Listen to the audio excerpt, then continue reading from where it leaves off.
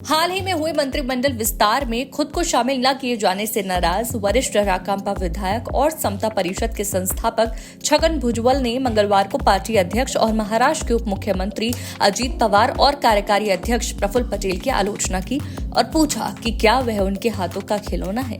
मंत्री पद न मिलने से नाराज चल रहे भुजबल ने सदन के चल रहे शीतकालीन सत्र में भाग न लेने का फैसला किया और मंगलवार को नासिक पहुंच गए। उन्होंने बड़ी संख्या में समर्थकों से मुलाकात की और घोषणा की कि वो पता लगाएंगे कि उन्हें मंत्री पद देने से किसने मना किया, जबकि मुख्यमंत्री देवेंद्र फडणवीस उन्हें मंत्रिमंडल में शामिल करने के पक्ष में थे। छगन भुजबल ने नासिक में अपने समर्थकों से कहा कि वो भविष्य की रणनीति पर जल्द ही फैसला भी लेंगे।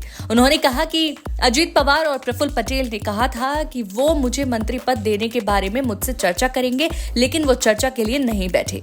अजीत पवार या प्रफुल्ल पटेल के कार्यालय से किसी ने मुझे फोन नहीं किया। मैं उनके हाथों का खिलौना नहीं हूं। अगर मैं इस्तीफा देता हूं तो मेरे निर्वाचन क्षेत्र के लोग क्या सोचेंगे। अगर मैं राज्यसभा जाने के उनके प्रस्ताव पर विचार करने का फैसला करता हूं।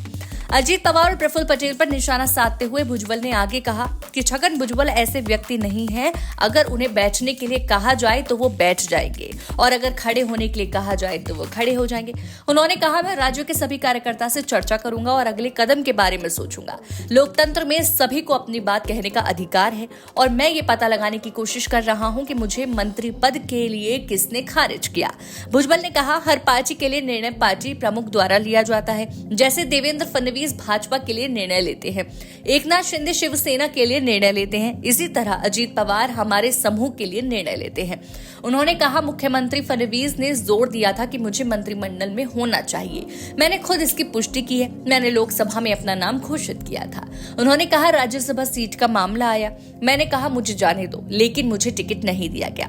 पार्टी विधायक मकरंद पाटिल के भाई नितिन पाटिल को नामांकन दिया गया। उन्होंने कहा, मैं यहाँ 40 साल से हूँ। उस समय पार्टी ने मुझसे कहा कि राज्य में मेरी जरूरत है और मुझे विधानसभा चुनाव लड़ने के लिए कहा।